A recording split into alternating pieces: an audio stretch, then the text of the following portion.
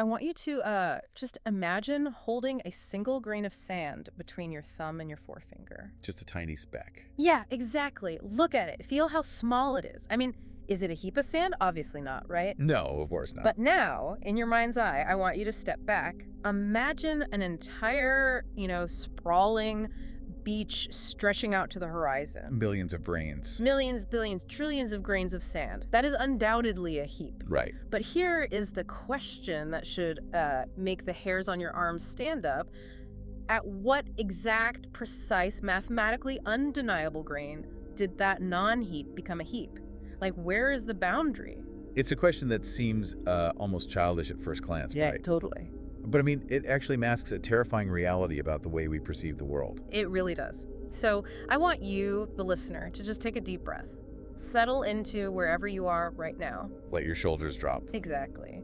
Today, we are going to stretch your mind, but, we're going to do it gently. You aren't here to feel overwhelmed. Right, this isn't a math test. No, not at all. You are here for a soothing shortcut to understanding some of the most mind-boggling, reality-breaking concepts ever conceived by human beings. We are taking a deep dive into the nature of paradoxes. Yes, paradoxes. Wow. Because we usually think of a paradox as just, a logic puzzle, a fun little riddle to tie your brain in a knot on a rainy afternoon. Like a brain teaser. Right, a brain teaser. But they are so much more than that. I mean, paradoxes are the actual boundary lines of human logic. Of physics, of philosophy. Exactly. They are the exact coordinates where our intuition just spectacularly breaks down, showing us the glitch in the matrix of our own understanding. We're going to explore everything from ancient philosophical traps to cutting-edge quantum gravity. It's going to be wild. And before we begin this deeply stimulating journey, if you enjoy this kind of soothing, brain-expanding content, please take a moment to like and subscribe to the Decoding the Dark YouTube.nl channel. It really helps us bring you more of these journeys. It really does. Okay, let's unpack this. Let's start with the physical world, right? The space we think we navigate so effortlessly every single day. Yeah, because the physical world feels entirely certain. I mean, you put one foot in front of the other, you move your arm, you pick up a cup. Basic stuff. Right, basic stuff. But the moment you introduce the concept of infinity into that simple physical action, reality seems to just shatter. And we can trace this realization all the way back to ancient Greece, right? Yeah, specifically to a philosopher named Zeno. He formulated what's known as the dichotomy paradox. Right. And it is a wonderfully simple premise that completely breaks the mechanics of motion. Okay, let me try to paint a picture of this for you guys. Imagine you were just trying to do something incredibly simple, incredibly mundane. Like what? Like you're sitting in your living room and you want to walk down the hall to your kitchen to make a soothing cup of tea. Okay, sounds nice. Right. So Zeno says, all right, to reach the kitchen, you first have to walk exactly halfway there. Which makes perfect sense. It does. But to walk halfway there, you first have to walk a quarter of the way there. Okay. And to reach the quarter mark, you have to walk an eighth of the way. Then a 16th, a 32nd, a 64th, a 128th. Going on forever. Yes, ad infinitum. You are suddenly trapped in this infinite series of shrinking fractions. Right. According to this logic, you literally cannot take the first step because there is always a microscopically smaller fraction of a step you must take first. You're just frozen in place by math. Exactly. And because this division goes on forever, Zeno argued that motion itself is an illusion. Wow. Because you can never complete an infinite number of tasks. I mean, to arrive at the kitchen, you would have to complete an endless checklist of tiny movements. It's like a to-do list that literally never ends. Right, is what philosophers call a supertask, an infinite number of actions performed in a finite amount of time. But wait, hold on. Let me push back on Zeno here. Go ahead. Because I actually do walk to the kitchen, I get my tea, you walk to the store, we drive cars. The physical world obviously functions. So where is the flaw in the logic here? Is space itself discrete? Like, are we living on a grid of pixels where you eventually hit a fundamental limit and just can't divide space anymore? That's a great question. Or is the math just playing a trick on our brain? Well, what's fascinating here is that is the core tension of the paradox. Yeah. And it took humanity a couple of millennia to develop a mathematical framework to even address it. A couple of millennia. Yeah, modern mathematics resolves this using calculus and the concept of limits. Right, limits. Calculus shows us that an infinite series of shrinking numbers can indeed add up to a finite sum. If you add a half, plus a quarter, plus an eighth, plus a 16th, going on forever, the total equals exactly 1. Okay, so math saves the day. Sort of. Conceptually, Zeno exposed a profound rift between our continuous mathematical models and our physical reality. How so? Well, if space is truly continuous, meaning it can be divided endlessly, then every movement involves crossing an actual infinity. Which hurts my brain. Right. And if space is discrete, like you said, pixels, perhaps stopping at the Planck length, the motion is essentially a series of tiny teleportations from one pixel to the next. Which is deeply weird to think about. I mean, I am either conquering infinity every time I reach for my mug, or I'm glitching forward frame by frame. Exactly. Neither feels like what I am actually doing. And that unease you feel is the exact purpose of the paradox. It shows us that our intuitive understanding of space is fundamentally flawed. Yeah, completely flawed. But if we take this realization that infinity creates bizarre rules and apply it not to infinitely small spaces, but infinitely large ones, the rules break down even further. Oh boy. Which brings us to the year 1925, right? And a mathematician named David Hilbert. Yes. Because if Zeno gives us the terror of the infinitely small, Hilbert gives us the dizzying vastness of the infinitely large with his grand hotel paradox. I love this one. So imagine a hotel with an infinite number of rooms. Room 1, room 2, room 3, and so on, just stretching out forever. Okay, got it. Now, let's establish the condition. Every single room is completely full. There is a guest in every single bed. It's totally booked. Exactly. Late at night, a new guest arrives at the front desk, tired, holding a suitcase, looking for a place to sleep. And in a normal finite hotel, the manager would apologize and turn them away. No vacancy. Right, full means full. But in the infinite hotel, full means something entirely different. What happens? The manager simply picks up the intercom and asks the guest in room 1 to move to room 2. Then he asks the guest in room 2 to move to room 3. The guest in room 3 moves to room 4. And so on. Yeah, this simultaneous shifting happens down the line forever. Because the rooms go on forever, every existing guest has a new room to go to. Oh, wow. Room 1 magically opens up, and the new guest checks in. Yeah. The hotel was completely full, yet it easily accommodated a new guest without building a new room. Okay, my brain is starting to buzz. Because let me take this a step further. Sure. What if it's not just one guy with a suitcase? What if an infinite bus pulls up? An infinite bus. Yeah. An infinitely long bus filled with an infinite number of tourists, all demanding rooms in this already completely full hotel. Can the manager fit them in? He actually can. Wait, really? How? He asked the guest in room 1 to move to room 2. He asked the guest in room 2 to move to room 4. The guest in room 3 moves to room 6. Oh, I see where this is going. The manager asks every current guest to multiply their room number by 2 and move to that specific room. Ah, so all the current guests are now occupying the even-numbered rooms. Precisely. And because there are an infinite number of odd numbers, 1, 3, 5, 7, 9, an infinite number of rooms have just been completely emptied. That's insane. The infinite busload of tourists files into the odd numbered rooms. Everyone has a bed. That is just, I mean, it's a dreamscape. It defies everything I know about physical reality.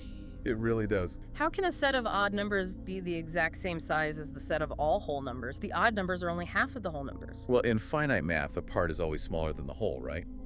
If you have 10 apples and you take away 5, you have fewer apples. Right, basic subtraction. But infinity is not just a very big number.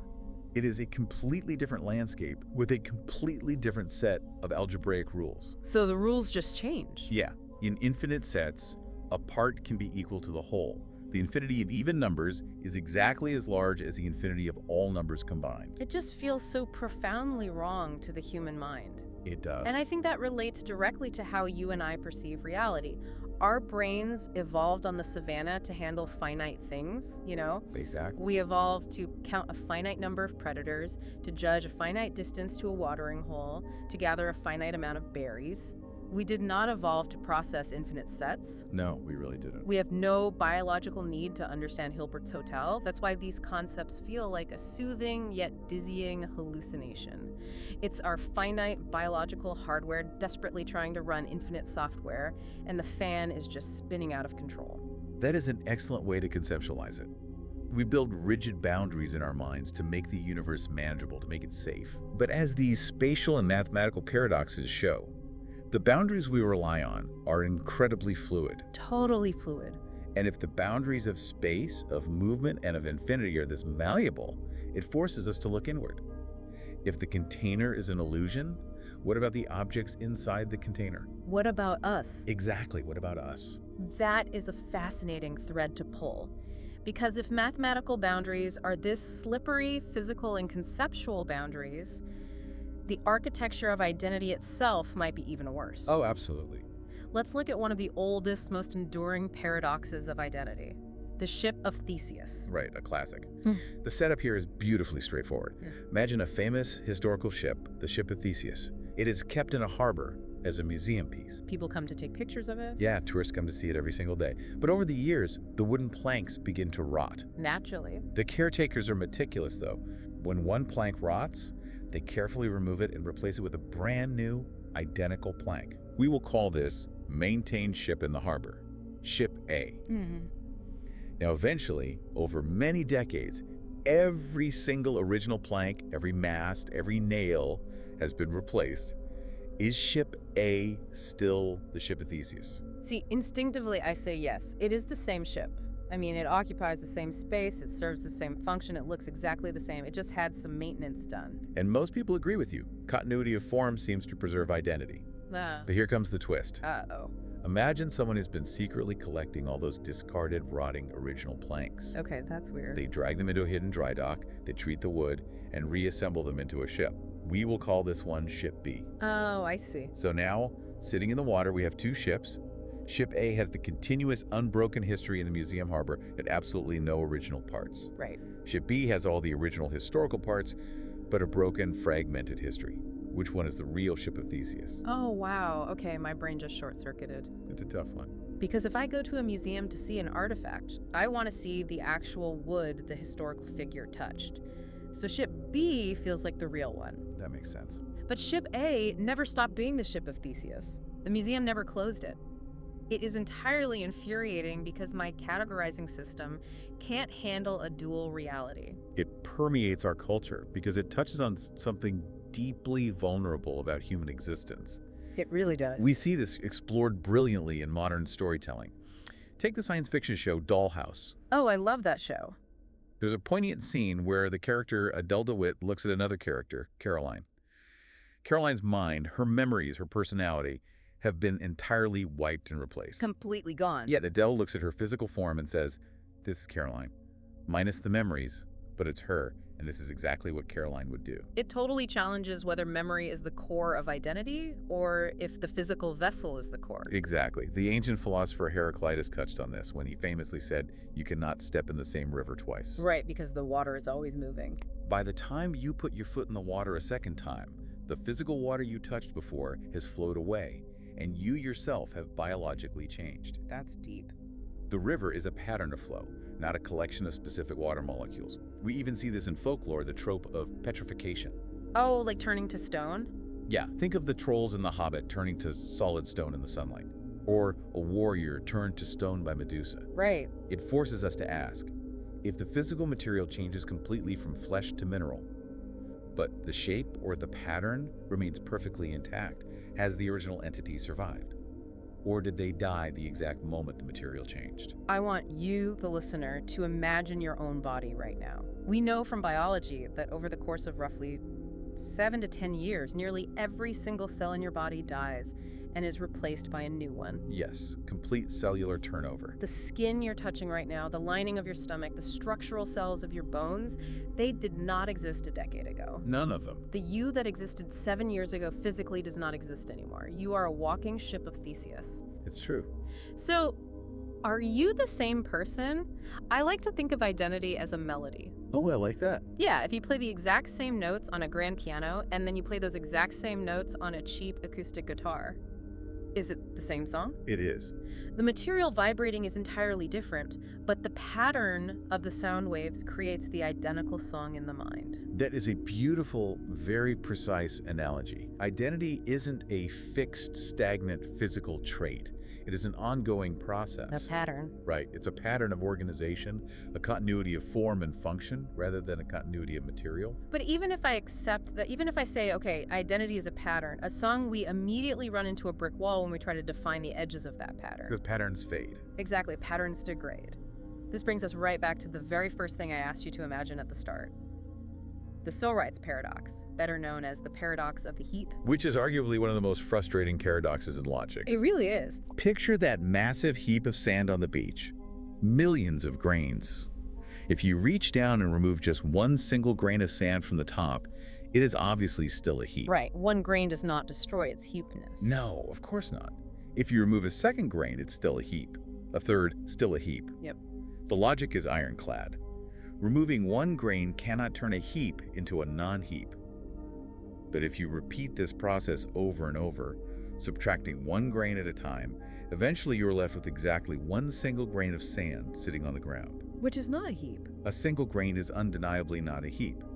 But if taking away one grain cannot destroy a heap, at what exact precise grain did it stop being a heap? You literally can't point to it. I mean, if you say a heap is exactly 10,000 grains, then 9,999 grains isn't a heap. That sounds ridiculous. It is ridiculous. The boundary just doesn't exist. It doesn't exist mathematically, and that exposes the profound vulnerability of what logicians call vague predicates. Vague predicates. Yeah, human language is built entirely on vague predicates. Words like heap, tall, bald, blue, child. There's no sharp boundary for any of them. Exactly. There is no sharp mathematical boundary. Yeah. At what exact millimeter of hair loss does a man become bald?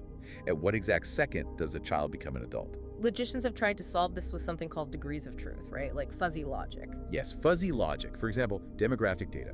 Take the small, picturesque town of Uzès in France. Okay. Someone might casually claim Uzès has a population of 3,000 people, but the census reveals it actually has 3,750 people. Right. Is the original claim true or false? In strict classical logic, it is simply false. 3,000 does not equal 3,750. True. But in fuzzy logic, we assign fractions of truth. The statement might be assigned a truth value of 0.8. Or take the statement, Amanda is tall. If Amanda is of perfectly average height, the statement might have a truth value of B05. It is halfway true. We are assigning fractions of reality to our words. And honestly, human language completely relies on these vague predicates to function. I mean, if we needed absolute, down-to-the-atom precision for every single word we spoke, communication would instantly collapse. If I ask you to grab a handful of sand and you demand to know exactly how many grains constitute a handful, we would never get anything done. We'd be paralyzed. We survive on fuzziness. We really do. We navigate our entire existence using shifting probabilities and vague definitions. We're completely comfortable living in the gray area. Right. But the paradoxes become incredibly acute and incredibly dangerous when we try to force strict mathematical certainty onto this fuzzy reality. When we try to place concrete bets on subjective experiences. Exactly. Since human language and identity are based on these shifting sands, I want to look at what happens when we try to force absolute mathematical certainty onto our own subjective experience of time and probability. This is where things get really intense. They do. But before we delve into these truly mind-bending probabilistic paradoxes, I want to gently remind you to take another breath. If you are feeling relaxed, engaged, and maybe a little pleasantly confused by this deep dive, please remember to like and subscribe to the Decoding the Dark YouTube.nl channel. It helps us support this journey through the unknown. Let us enter the realm of probability. This is where intuition goes to die. I love that phrase. We will start with one of the most fiercely debated thought experiments in modern philosophy and statistics. It has fractured the academic community over the last few decades. Oh yeah, people get so mad about this one. They really do. It's called the Sleeping Beauty problem. Okay, let's walk through the setup for Sleeping Beauty, and we need to do this painstakingly slowly because the details matter. The details are everything. Imagine a volunteer. Let's call her Beauty. She is participating in a highly controlled experiment. On a Sunday, the researchers put her to sleep using a specialized drug. Okay. While she is asleep, they flip a completely fair, perfectly balanced coin. A standard 50-50 coin. Heads or tails. Right. Now, here are the rules. If the coin lands heads, they wake Beauty up on Monday morning. They interview her, ask her a question, and then they give her an amnesiac drug that completely wipes her memory of Monday. Total memory wipe. Yep. And they put her back to sleep until Wednesday when the experiment ends. Simple enough. One waking for heads. But if the coin lands tails, the protocol changes. They wake her up on Monday, interview her, wipe her memory, and put her back to sleep. Okay. Then they wake her up again on Tuesday morning, interview her, wipe her memory, and put her back to sleep until Wednesday. So 2 wakings for tails. Exactly. And the absolute crucial part of this entire scenario is this. Because of the amnesiac drug, Every single time she opens her eyes and wakes up, she has absolutely no idea what day it is. She's totally blind to the timeline. She does not know if it is Monday or Tuesday. She does not know if she has been woken up before. Her subjective experience of waking up is identical every single time. Right. And during the interview, the researchers ask her one specific question. What is your credence, your degree of rational belief that the coin landed heads? Let me put myself in her shoes here. I wake up in a white room. I have no memories of yesterday. A scientist asked me, did the coin land heads? What do you say? Well, the coin is a fair coin. I knew the rules before I went to sleep. A fair coin is 50-50. Therefore, I should say there is a 1 in 2 chance it landed heads. Right. That feels like the only sane answer. You have just perfectly articulated the Haffer position. Okay, the Haffers. This was famously championed by the philosopher David Lewis. The logic is pristine.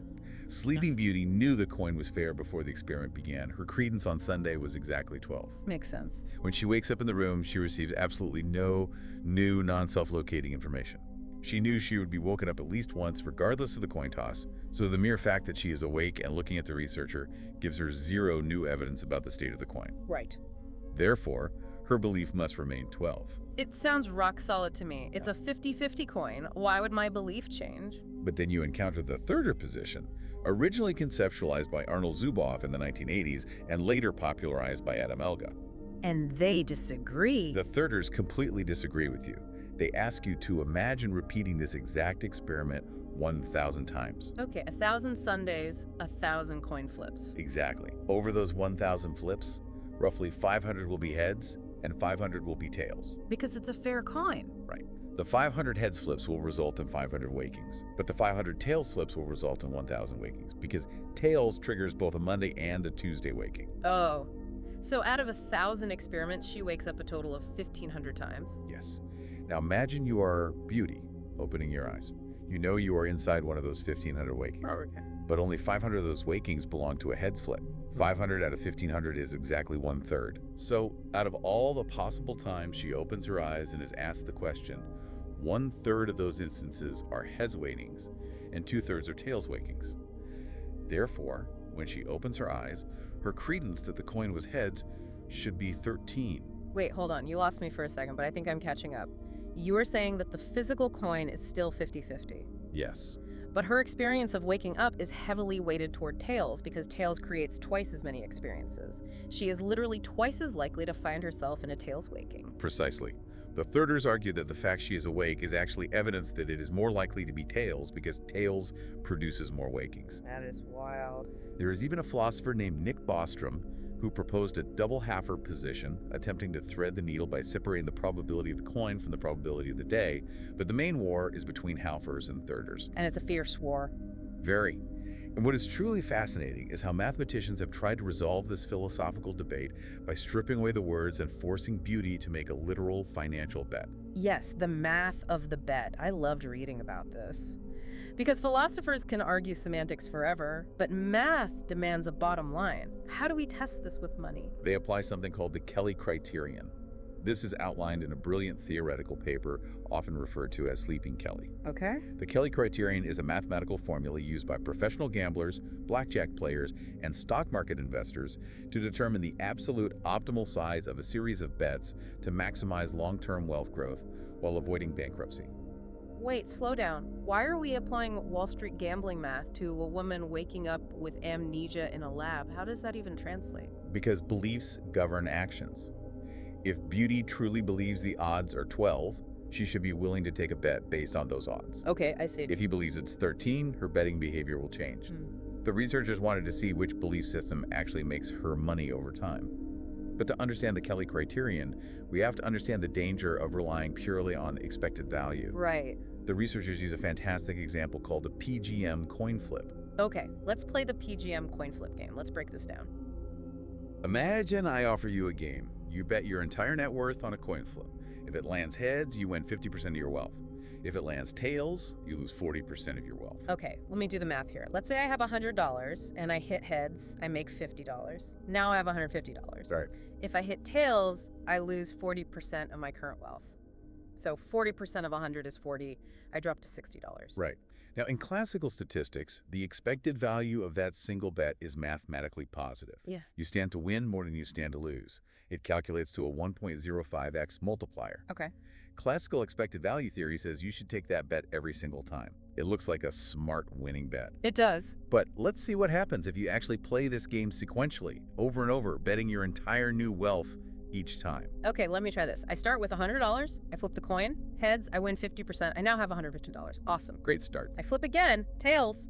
I lose 40% of my current wealth. 40% of 150 is $60. So 150 minus 60. I am down to $90. Right. Wait. I hit one win and one loss, an even 50-50 split, but I have less money than I started with. You go bankrupt.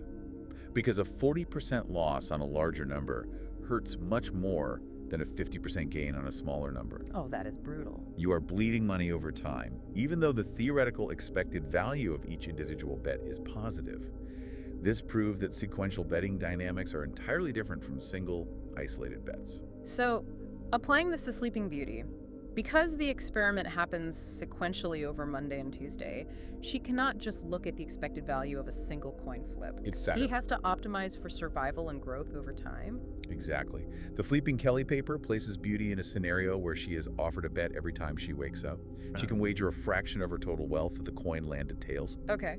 The math of the Kelly criterion is ruthless. It calculates that to maximize her long-term wealth multiplier over infinite repetitions of the experiment, she must optimize her wagers perfectly. And what does it say she should do? The math dictates that before she goes to sleep on Sunday, she should bet exactly 0% of her wealth.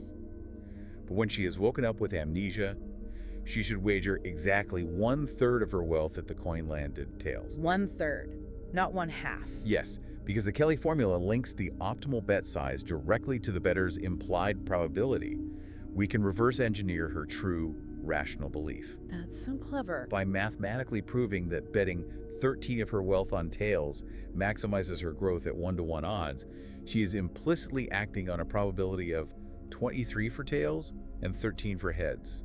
Therefore, rationally, financially, mathematically, Beauty must act as a thirder. Wow, and it gets even worse for the halfers if they try to bet. I read about something called a Dutch book. Ah yes, the Dutch book. A Dutch book is basically a casino's dream. It's a set of bets that a person considers to be completely fair based on their flawed probabilities. But when the bets are combined, they guarantee the person will lose money no matter what the outcome of the game is. The halfers, because they stick to the 12 probability despite the sequential nature of the wakings, are deeply vulnerable to diachronic Dutch books. They can be mathematically bled dry by a clever bookie. The thirders are entirely immune. It is a profound realization, but it forces us to confront an incredibly uncomfortable reality about what she is actually betting on. Right. This is what kept me awake last night. Tell me. If I wake up in that room with total amnesia, and the math forces me to act like a thirder, I am not actually betting on the physical metal coin that is sitting on the table in the other room. No, you're not. The coin is 50-50. I am betting on how many regions of my conscious experience exist in this specific timeline. It feels like the math is forcing us to treat our own subjective consciousness or feeling of being alive in a given moment as a quantifiable frequency. We are turning self-awareness into a probability curve. Which is terrifying. And that is a terrifying leap for philosophy. Yeah. But treating human consciousness as a frequency raises another terrifying question. What happens when that frequency tries to predict its own future? Oh, man. That is exactly what Newcomb's problem forces us to face. If Sleeping Beauty is about betting on a coin toss you can't remember, Newcomb's problem is about betting against an omniscient prediction of your own behavior. This one is going to ruin dinner parties for anyone listening. Introduced in 1969 by William Newcomb, this is the ultimate clash of decision theories. The ultimate clash. Imagine you are led into a stark, brightly lit room. In the center of the room is a simple table. On the table are two boxes. Box A is completely transparent glass, and you can clearly see 10,000 euros sitting inside it. Nice. Box B is made of heavy, opaque black metal. You cannot see inside it. You are told by the researchers that Box B contains either 1,000,000 euros in cash or absolutely nothing. You are given two choices, and only two choices. Choice one, you can take just the opaque Box B, hoping for the million. Go. Choice two, you can take both Box A and Box B, keeping whatever's inside both of them. Well, instantly, taking both sounds better. Why wouldn't I take both? If I take both, I am guaranteed at least 10,000 euros, plus whatever is in the black box. But there is a massive catch. There's always a catch. The researchers explain that a highly accurate predictor has analyzed you. You can imagine the predictor as an advanced supercomputer tracking your brain waves, or a superintelligent alien, or even a psychic entity. Right, whatever it is. Whatever it is, the predictor's accuracy in predicting human behavior is historically practically flawless. The predictor looked at your psychological profile yesterday and made a prediction about what you will do today in this room. Okay. The predictor has already filled the boxes based on that prediction. Here's the rule. If the predictor predicted you would be greedy and take both boxes, it left box B completely empty. Oh, wow. If the predictor predicted you would take only box B, it placed the 1 million euros inside it. And I know these rules. And I know the predictor is basically never wrong. The money is already in the boxes. The predictor has already gone home. So what do? Take one box or two? This problem completely divides the world of statistics, economics, and philosophy into two warring camps of decision theory. What's the first camp? The first camp champions causal decision theory, or CDT.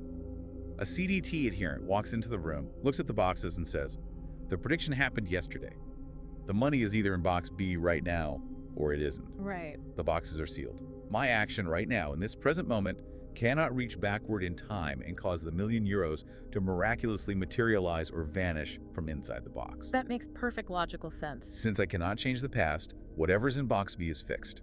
Therefore, I will always be exactly €10,000 richer by taking both boxes instead of just one." They confidently take both boxes. And then they open box B, and they almost always find it completely empty. Because the predictor knew their rational causal logic would lead them to take both boxes, so it left the big box empty. They walk away with 10 grand. Precisely.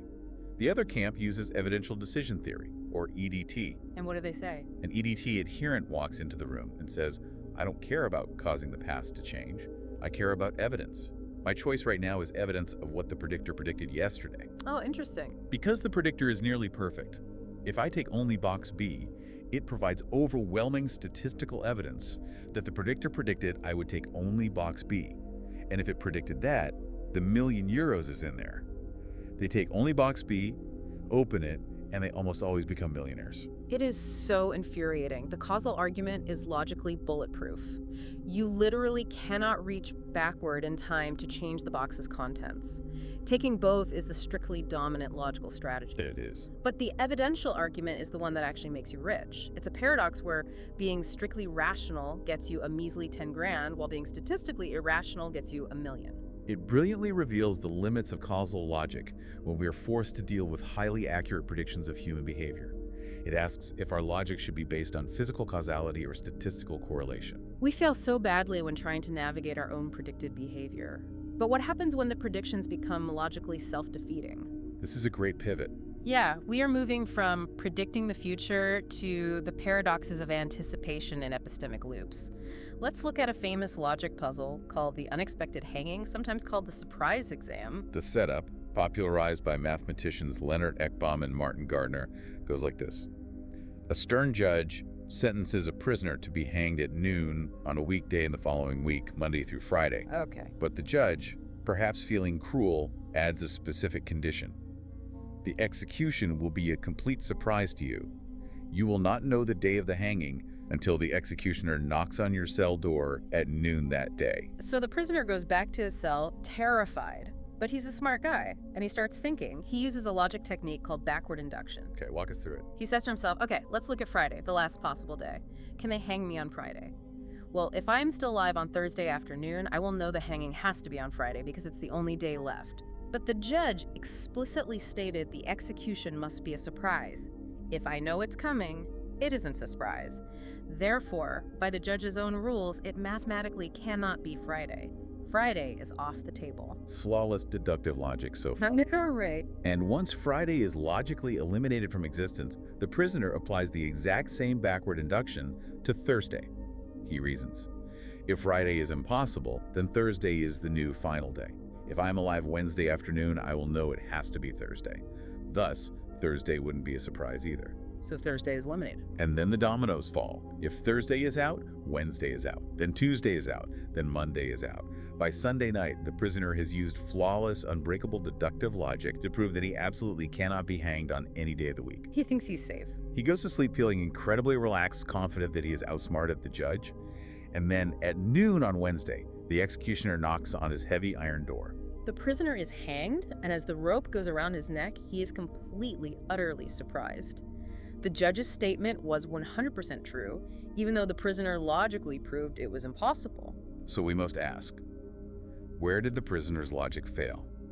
Mathematicians like Terry Tao have explored this through epistemic logic analysis, and John Georgakopoulos has applied game theory to it. What did they find? What these formalizations show is that the paradox conflates two very different things: knowledge of the rules and knowledge of the future. The judge's statement is self-referential. It creates a cognitive loop. Wait, explain the loop. How does his logic eat itself? The very act of the prisoner proving the hanging is impossible is exactly the psychological condition that allows him to be surprised. Oh. If he didn't use the logic to eliminate the days, he would have been expecting it, and it wouldn't have been a surprise. His certainty that it won't happen is the trap door opening beneath him. The logic is valid, but the application of the logic alters the state of the system it is trying to predict. It is stunning. Human intuition handles these conditional knowledge loops terribly, and we see this exact same failure in probability loops, most famously with the Monty Hall problem. Monty Hall, the destroyer of egos and the bane of introductory statistics students everywhere. Let me set the stage. You are a contestant on a game show. There are 3 doors in front of you. Behind one door is the grand prize, a shiny brand new car. Behind the other 2 doors are goats. You want the car. You definitely want the car. The host, let's call him Monty, asks you to pick a door. You pick, say, door number 1. Now, Monty knows exactly what is behind every single door. He walks over to the remaining 2 doors, and he opens door number 3 to reveal a bleeding goat. Okay. He then turns to you with a smile and asks the million-dollar question. Do you want to stick with your original choice of door 1, or do you want to switch your choice to the unopened door 2? Human intuition screams almost violently that it does not matter. There are 2 doors left. One has a car, one has a goat. It's a 50-50 chance. Sticking or switching should mathematically have the exact same outcome. But that intuition is catastrophically wrong. It is so wrong that when Marilyn Boris Savant, who had the highest recorded IQ, published the correct answer in a magazine, thousands of people, including math professors with PhDs, wrote in to call her an idiot. That's right. The correct answer is that you absolutely must switch. If you switch doors, your odds of winning the car instantly double. And people vehemently refuse to believe this. They treat the remaining 2 doors as a completely fresh, isolated 50-50 system, ignoring the conditional history that brought them there. I used to struggle with the math on this until someone explained it to me using a giant analogy, the 100 doors analogy. I want the listener to visualize this. Imagine you were on a game show, but there are 100 doors, 99 goats, 1 car. Okay. Pick door number 1. Your chance of being right is 1 in 100. Terrible odds. Now, Monty Hall, who knows where the car is, walks down the line of the other 99 doors. He starts opening them. Goat, goat, goat, goat. He just keeps going. He opens 98 doors, revealing 98 goats. Now, there are only 2 doors left closed in the entire studio. Your door number 1 and door number 73 way down at the end. Monty turns to you and says, do you want to switch to door 73? When you scale it up like that, the illusion shatters. Exactly. Suddenly, it is obvious. What are the chances I magically picked the 1 in 100 car on my very first blind guess? Almost 0. What are the chances that the car was somewhere in the other 99 doors? 99%. Right. And Monty just acted as a filter, clearing away all the garbage goats from that 99% probability pool, leaving all that probability sitting squarely on door 73. I switched immediately. The mechanism of the paradox relies on conditional probability. The host's action of opening a door was not a random, independent event. He selectively filtered out a losing option based on his omniscient knowledge. Right, he knows the answer. That action injects new information into the system. It alters the probabilities of the unchosen doors, but it cannot alter the probability of the door you are currently standing on. Your door is still locked at the original 13 chance.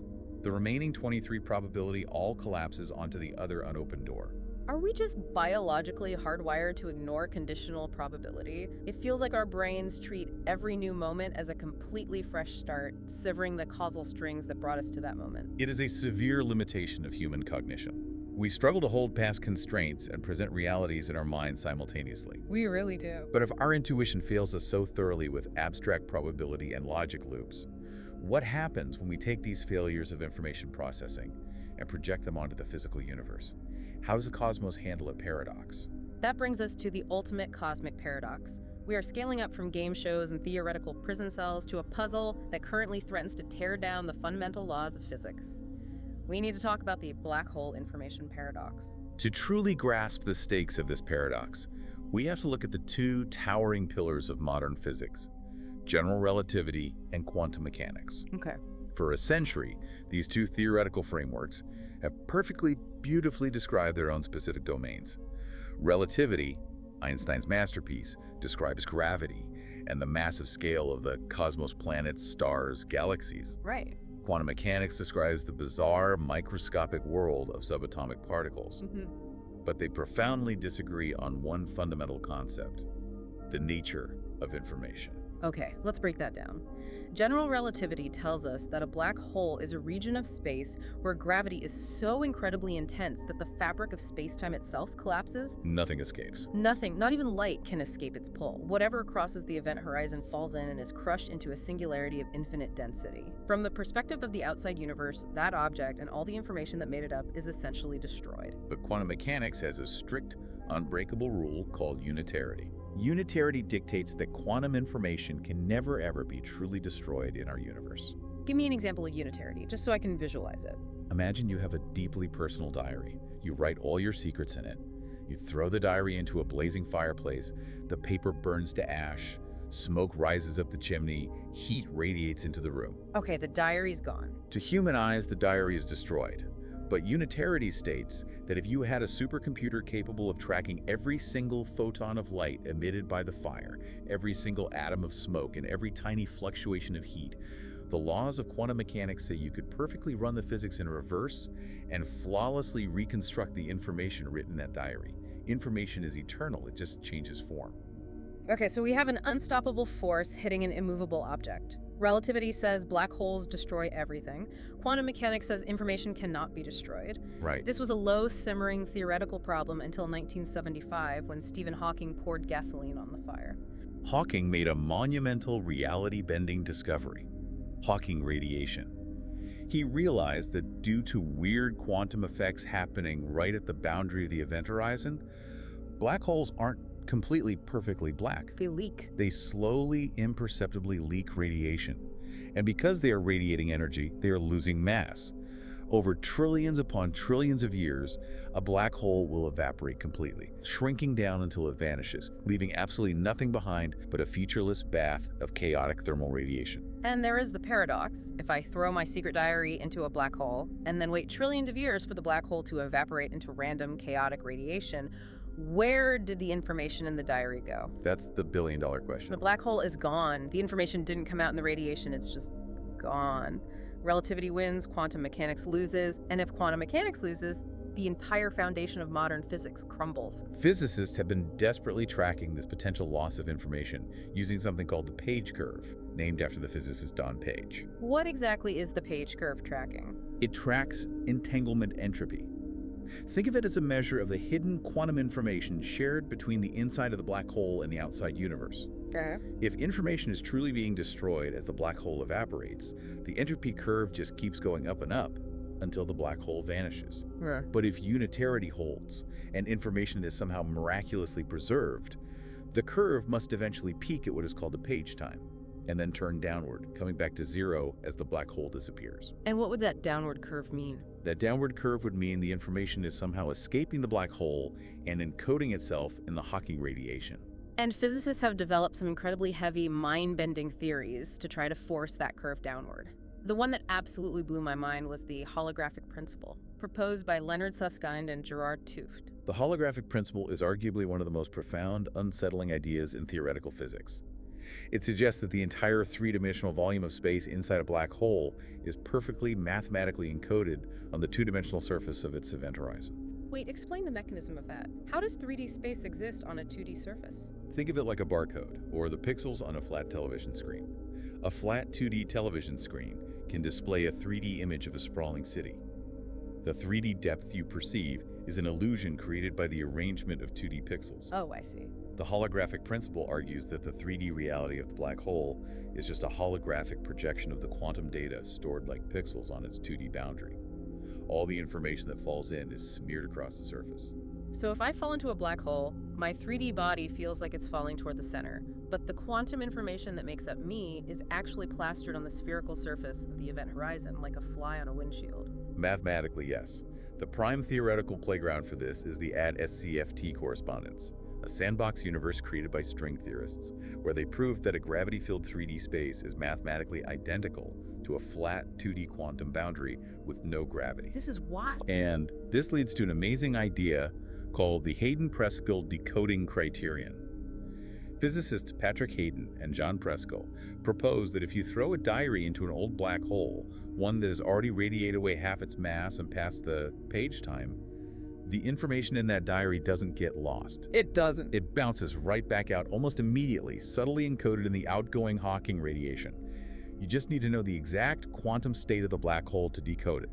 And the recent breakthroughs get even wilder. We have concepts like islands, entanglement wedges, and replica wormholes popping up in theories like loop quantum gravity. Yes, the frontier of physics. Physicists are finding math that suggests the inside of the black hole, the island, is fundamentally quantumly entangled with the radiation far outside the black hole.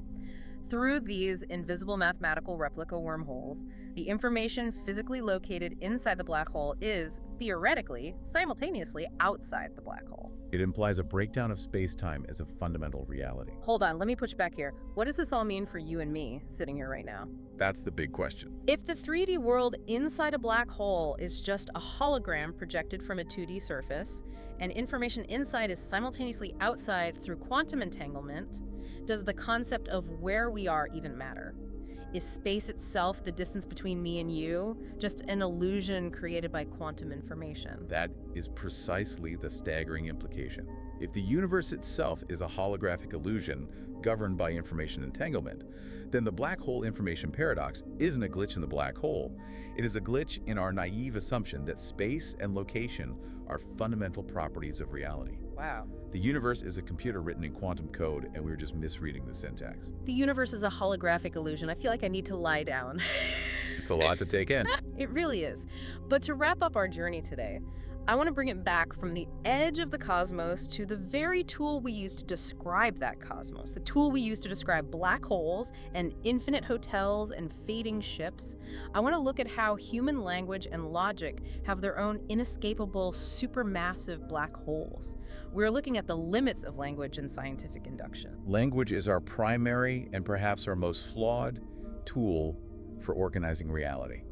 It is inherently fragile, and the most elegant, devastating demonstration of this fragility is the liar paradox. I know this one. It consists of just 4 words. This sentence is false. This sentence is false. Okay, let's walk through the logic of this trap. Case 1. Let's assume the sentence is telling the truth. Okay. If the sentence is true, then what it says about itself must be a fact. But what it explicitly says is that it is false. So if it is true, it is mathematically false. Now, case 2. Let's assume the sentence is lying, meaning the sentence is actually false. Right. If the statement, this sentence is false statement, then the opposite of its claim must be reality. Therefore, the sentence is true. If it's false, it's true. It completely breaks the law of excluded middle. That is the foundational rule of all classical logic, which states that any proposition must be either true or false with no middle ground. Exactly. The liar paradox is an epistemic black hole. It swallows its own truth value and collapses logic into a singularity of nonsense. And it isn't just a clever parlor trick or wordplay. It strikes at the very heart of how we build mathematical and scientific systems. If self-reference allows a logical system to fatally contradict itself, how can we trust the massive, complex systems we build to analyze the physical world? That's a scary thought. This doubt leads directly to a staggering problem in scientific reasoning called the new riddle of induction, formulated by Nelson Goodman. Induction is the bedrock of how we do science. We observe things happening repeatedly, and we induce a general, universal law. We see the sun rise in the east every single day of our lives, so we induce the law that the sun will rise in the east tomorrow morning. It is how we predict the future. Goodman shattered this confidence with a thought experiment using the color of emeralds. Goodman asked us to imagine a new color word. He called it grew. Grew. Okay. Here's the definition of the word grew. An object is grew if it is observed before a specific future time, let's call it time 2, and it is green. Yeah. However, if the object is observed after time t, it is blue. Weird. He also created the inverse word, bleen, which means blue before time t and green afterward. Okay, let me make this concrete. Let's say time is tomorrow at exactly noon. Every single emerald humanity has ever dug out of the earth throughout all of human history has been green. Yes. We have mountains of objective scientific evidence supporting the hypothesis that all emeralds are green. But here is the terrifying paradox. Every single one of those green emeralds observed before today also perfectly fits the definition of GRU. Precisely. Because they were observed before tomorrow at noon and they were green, they are officially GRU. Right. The exact same body of historical observational evidence equally, flawlessly supports two completely contradictory hypotheses. It supports all emeralds are green, and it supports all emeralds are GRU. That's messed up. And if the GRU hypothesis is the correct law of nature, then tomorrow at noon, the very next emerald we dig up will be blue. But that is absurd. We know emeralds won't magically turn blue tomorrow. They are green. Do we? How do we know? The paradox brilliantly, devastatingly points out that our scientific induction relies entirely on pre-existing human biases about what makes a good or natural category. Oh, I see. We prefer the hypothesis green over the hypothesis GRU, not because of objective logic or evidence. The evidence supports both equally. We prefer it because of our linguistic, evolutionary, and psychological history. Yeah. The paradox shatters the idea of purely objective scientific evidence. We rely on induction to assume the laws of physics won't just arbitrarily change tomorrow at noon, but induction is logically unjustifiable without these built-in, completely subjective human biases. We are just projecting our human language habits onto the universe and proudly calling it objective science. That is both beautiful and deeply, slightly terrifying. It is the ultimate humility. From Zeno's fractions to black hole evaporation, from a pile of sand to the word green, we keep finding the ragged edges of our understanding. I think we need to gently bring everyone back down to Earth now. We have walked through infinite hallways, we have rebuilt rotting ships, we have placed sequential bets on amnesiac coin flips, we have watched prisoners hang on a Wednesday, and we have watched the fabric of space-time evaporate into a holographic projection. It's been quite a trip. What we have learned today is that paradoxes are not failures of the universe. The universe is doing whatever it is doing perfectly well. Paradoxes are the growing pains of human understanding. They are the glaring, flashing warning lights on our dashboard, showing us exactly where our mental models need an upgrade. Before we leave you today, if you found this deep dive relaxing, illuminating, or pleasantly mind-bending, please give this video a like and subscribe to the Decoding the Dark YouTube.nl channel. We would love to have you with us for the next journey. It is always a profound pleasure to explore the boundaries of the unknown. I want to leave you with one final lingering thought as you go about your day. Consider this. Our brains evolved to hunt, to gather, and to survive on the African savanna. We evolved to track finite prey moving through 3 physical dimensions. We did not evolve to process quantum mechanics or the holographic principle or the concept of infinity. What if paradoxes don't actually exist in the physical universe at all? What if a paradox is simply the precise biological limitation of the human ape's mind translated into mathematics? Take a deep breath, settle back into the world, sweet dreams, and keep wondering.